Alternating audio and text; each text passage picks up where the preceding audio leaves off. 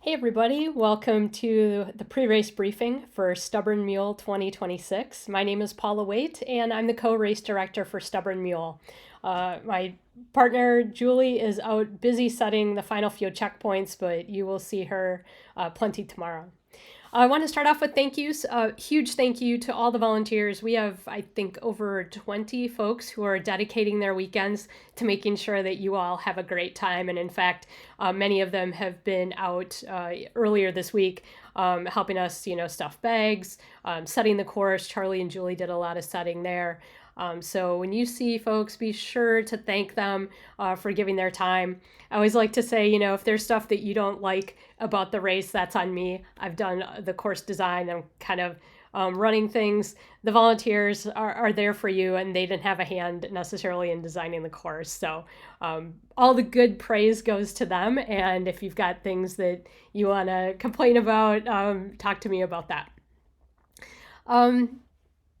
Also related to that, the volunteers don't know all the details of all three races that are going on. It's a lot to keep straight.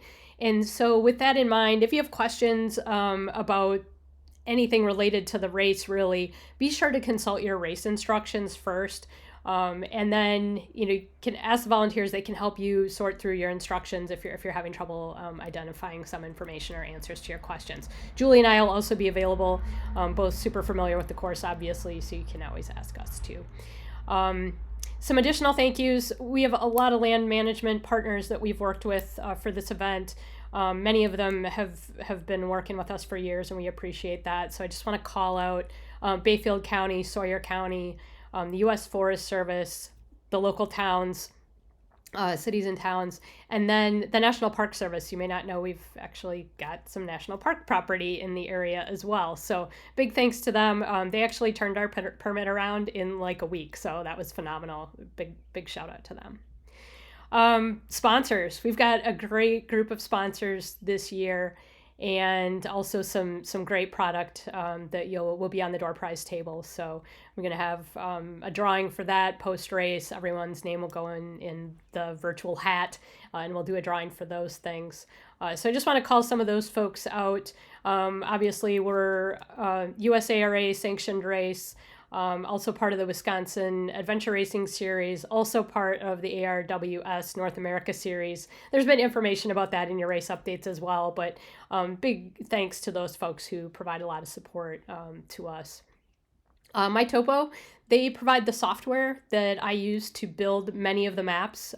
So the topographic maps that you'll be navigating off of, those largely came from the MyTopo product. Women of AR partner with us as well. Big thanks to Steph and everything that she's doing for Women of AR. Zanfell has been a supporter forever of adventure racing, and you all will have 2 packets of Zanfell in your goodie bag, so watch for that. And I think that's like a $10 or $15 value. Like Zanfell is very effective, but it's not super cheap. So they've provided some great samples. And then there will also be some tubes on the prize table, or on the door prize table, so watch for that. If you are looking for Zanfell in the stores, I am told that Walmart has the best pricing on it, so keep that in mind. Squirt has provided samples of their like a body balm and also chain lube, so that is in your goodie bag, along with Dandy's Marshmallows. So big shout out to Dandy's Marshmallows. They are now our title sponsor for the series. And so you've got marshmallows in your goodie bag, and we're going to be doing s'mores after the 5 and 12-hour race, and 24-hour racers, you're probably going to be roasting some marshmallows overnight. So additional partners, Crowd Eddy Outdoors, another sponsor of this series. Strong Arm Sally, friends of ours up from Madison, donating their gig tomorrow night to all of you, and you might see them even before that, maybe kicking off your race, depending on what time you're starting. They're playing tonight at the Portage, so we're not going to make them get up for the 7 o'clock, but you might see them later on. Also partnering with Wild Driftless Adventure Race. Frank is racing in the 24-hour, so we'll probably have him wave hello to you all as you pass him, maybe on the course.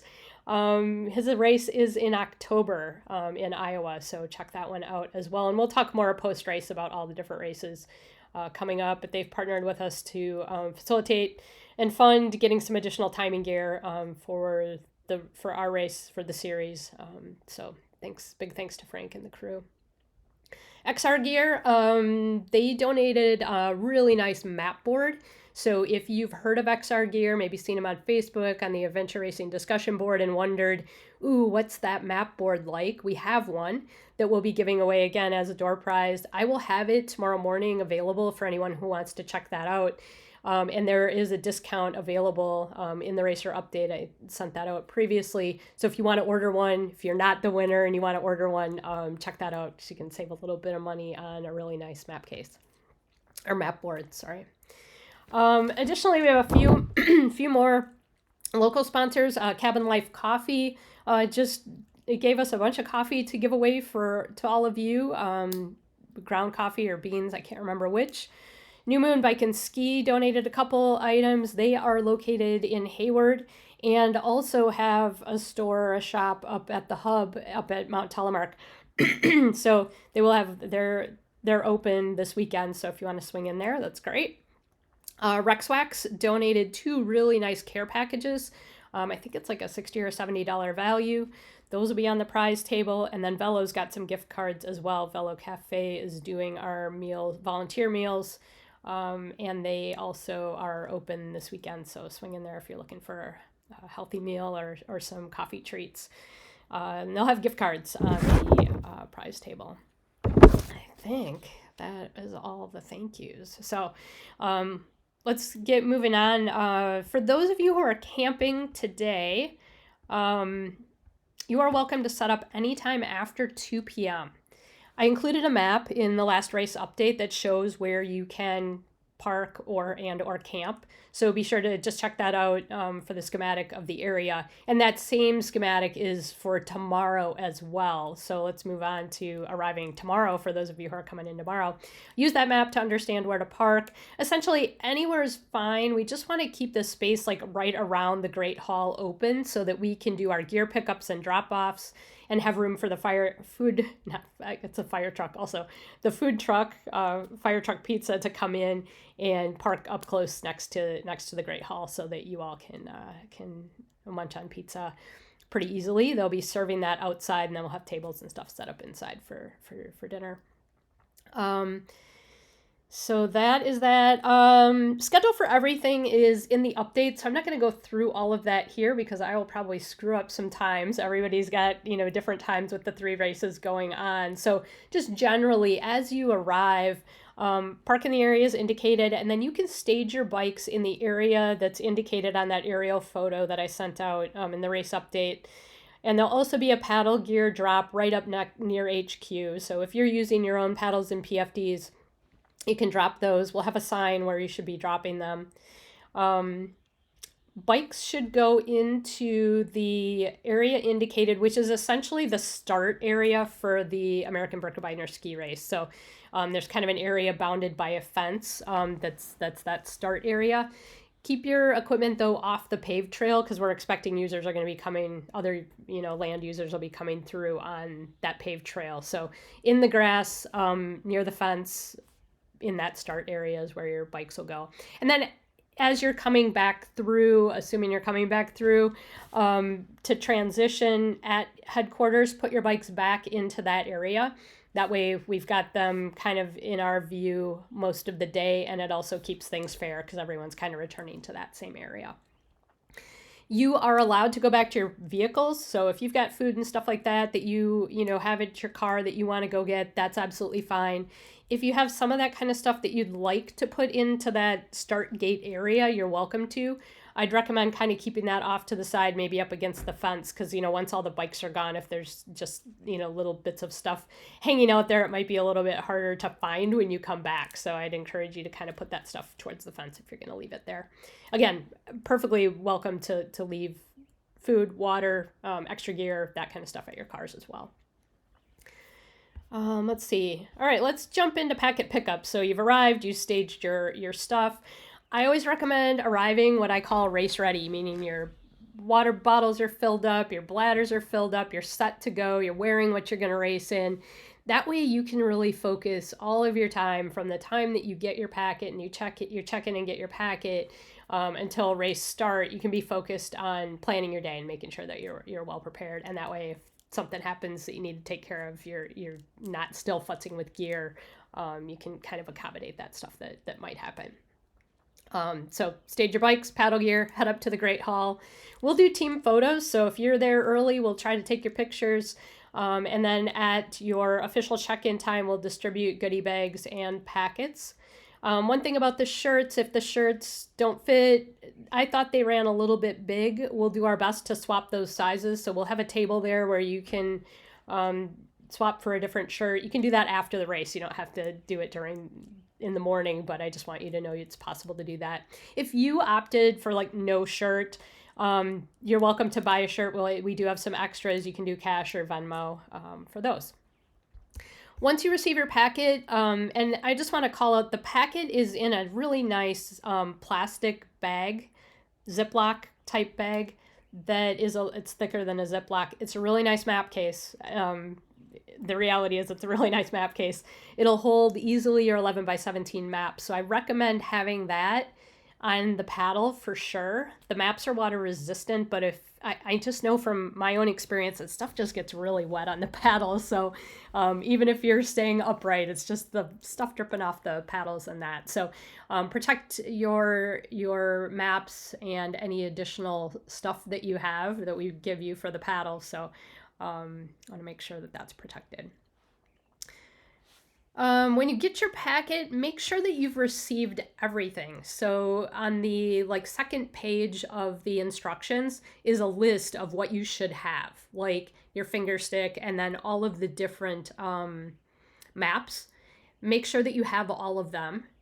I think we've done a good job packing the packets, but it's always good to double check that.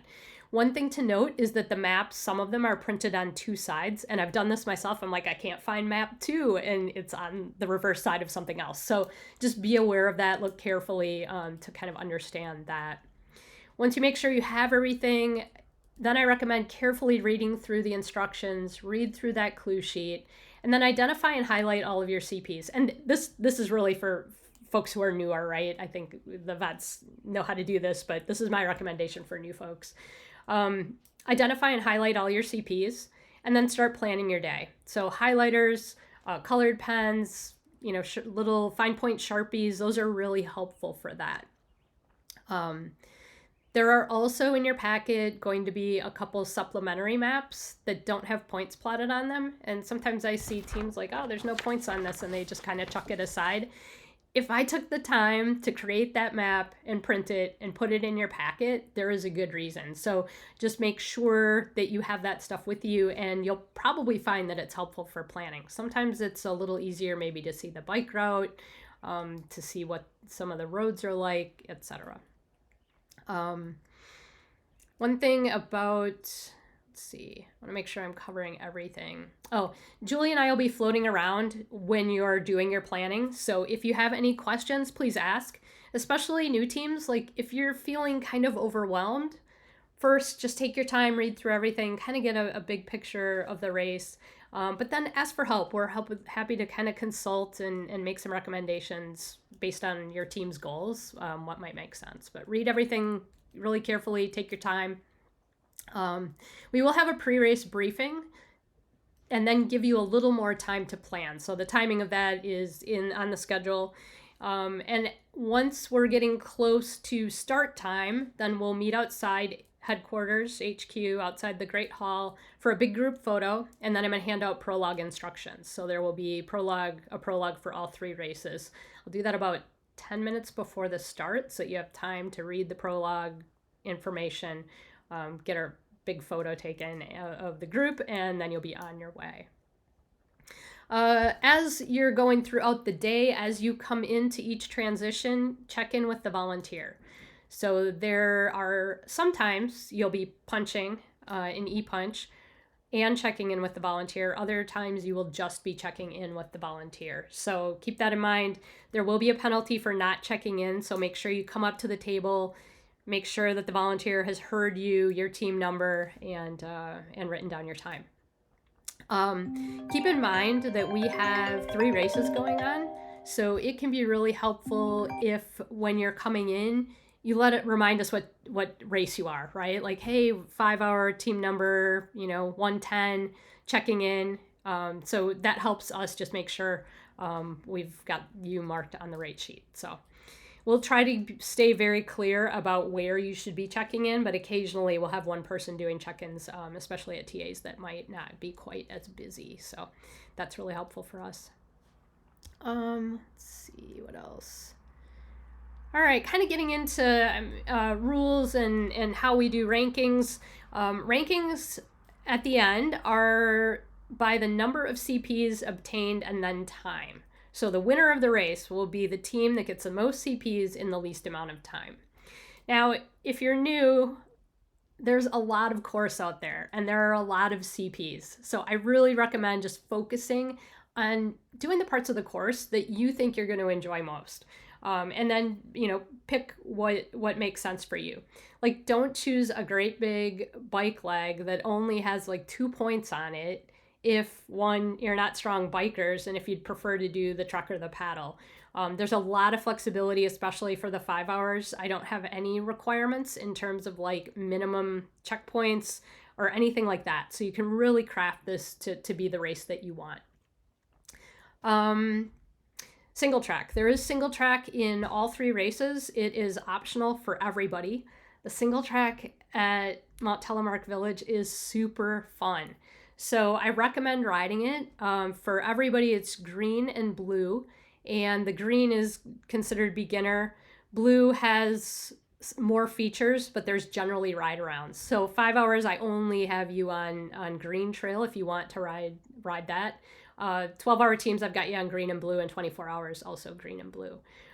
With regard to some of the blue, more intermediate trail, there are features on that. There are generally ride arounds for everything, but it's not always easy to see those if you are really flying. So just be sure to ride within your ability, and remember, there's no shame in walking something if it saves you from getting hurt. So ride with your eyes open, not closed, and make sure you're paying attention to what's out there. Let's see. Also about the bikes, some of our trails are 2-way, so just be careful of that and know that the public is out not only on those trails but everywhere, right? We don't have a closed course where it's just us out there. We're sharing all of this beautiful property with the public. So just be aware of that. They might be curious about what you're doing, and you can point them towards the Great Hall if they want to find out more information, or if you want to stop and explain the sport to them, please do. So just be aware of that. Same thing on the roads. Like, there's going to be traffic out there. I, for the most part, have you where there will be very little traffic, but you may encounter ATVs. We'll have you on a short section, probably have some like slightly busier roads. So make sure you're riding single file when you're on. I would say if you're riding anything pavement, be sure to stay single file, stay off to the side. If you need to stop and consult the map, make sure you all get well off the side of the road. I know it's easy to kind of pull up side by side to consult on the map, move off the road just to be safe, okay? Few things about the maps. I would love to say that I have every single trail and forest road and logging road on the map, but it is impossible without me doing this as a full-time job, I think, to get everything on the map. And even then, I ran into a situation when I thought I had everything on the map a couple weeks ago, and I was kind of vetting some points. And I'm walking along, and I'm like, oh, okay, I just take the next left, and took the next left, and nothing was really making sense in the world at that point. And I look at my compass, and I am not going the right direction. And it was a forest road that I hadn't noticed before, kind of a logging road, a little bit overgrown, but like not that much. And anyway, the point is, make sure that you pay attention to your pace count, your distance, the topography, and don't just think, oh, I'm going to take my next left, because there is very likely something out there that I have not gotten on the map. So be careful about that. It's good. It's a good map, but it's not perfect for sure. Also related to the map, so the base map is a topo map, USGS topo, and then on top of that, I've added some data. So there are some of those maps, are originally from quite some time ago. there are newer roads and trails that may not be on there. And like the single track bike trails I've put in blue, and that really kind of pops on the map. Ski trails, kind of a pink and a red color, those pop pretty well. But what I've noticed is when I'm looking at the map, my eye tends to focus on those trails that I added. And sometimes I don't see the big road that's in a lighter gray that's part of the original map, right? And I've also added some gray roads to stay consistent with the symbols that are on the original map. And those are harder to see. So as you're planning a route, make sure you're looking really carefully for those gray roads. And I'll provide some supplementary maps. And again, the importance of those supplementary maps that might help you identify where some of those roads are. So keep that in mind. Something that I did on the maps this year that I haven't done in the past or not consistently was adding in roughly marked some of the clear cut or more recently logged areas. And I used a whitish overlay for that. So it's not out of bounds or off limits. Those are marked in a red polygon on your map. The whitish overlay, you can travel through that area, but just it's to help you see where those areas might be. Some of them you certainly walk through. Some of them might be a little bit more grown up and harder to get through, but it might help you make some decisions about route choice and also identify where you are. That is not in the map legend because it's white and it didn't transfer very well. So I'm just telling you that that's what that white stuff is on your map. The edges of those are pretty rough. I just sort of sketched it in off of an aerial, so it's not like I walked it and mapped it out, all the perfect edges. So keep that in mind. Related to the maps, there are legends on the maps that explain what the different line colors mean or the different symbols, the out of bounds, private property type stuff. I have not marked all private property though. So keep that in mind when you are, so the way I approached it was like, if I thought you might try to cut through private property in a given area, I've marked that. If you're out in the world and you're headed somewhere and you're like, this has a private property sign, please don't go there. I don't think that that's going to happen, but sometimes teams take routes that I'm not expecting. So don't cross any private property. But again, I've done my best to mark what I think is relevant. Also related to the maps, there was a question about declination, and I do have declination printed on all of the topo maps. It's like 1 to 2 degrees, I believe. And I'll be honest, like I never adjust for it when I'm in this area, and I don't think most folks do. So you probably don't need to worry about it at all. I figure I get off more shooting a bearing and walking through the woods than is probably really off for declination. So I think you're fine. Don't need to worry about it. Let's see. Oh, related to the maps, 24-hour teams. I do have one correction that I noticed as I was putting the packets together. So you want to make note of this. I'll announce it tomorrow as well, but I know when you open up your packets, you might notice this. So your map 5 reads 12-hour. So it says like Stubborn Mule 2026, 12-hour map 5. It's a 24-hour map. You all actually have the same map for that section. So don't worry about that. That one's legit. If you open your packet and you have, 5-hour folks have a 24-hour map or something like that, please ask. I don't think I have any other typos in there, but you never know. So I think right now that is the only correction that I have. I'll let you know if there's anything else tomorrow. Post-race, we will have a few items to choose from at the finish line to commemorate your day. We have magnets, Stubborn Mule magnets, stickers, and tiles or coasters. So your choice of whatever you would like to take home to remember your race. We'll have cold beverages right when you cross the finish line. And then for Saturday, pizza will be served starting at 6. Strong Arm Sally will be playing. We will do our best to announce preliminary results and do a door prize drawing as soon as we can. So probably looking at about 6:15 for that. And then For folks, 12 hours, we're looking at about 7:30. That's my goal. Sorry for the interruption. My phone is ringing, so I got a little distracted there. So preliminary results we'll try to do as soon as we can after the finish, about 6:15 for the 5-hour. Maybe we should call you 6-hour because we know you all have 6 hours to finish that one. And 12 hours, probably about 7:30. 24 hours, we have a fantastic brunch planned for you at 10 a.m. from Playmore, similar to last year for those of you who are there. And then we'll do results right around that same time as well. Think that is it. We have a fantastic course for you. I'm super excited about it. As I've been setting, vetting, and working on the course, I wish it was. I wish I was racing. It's super fun. So I think you're gonna have a blast out there. Hope to see many of you tonight at the Portage. If not tonight, we will see you tomorrow. Safe travels to everyone, and thank you again for racing with us.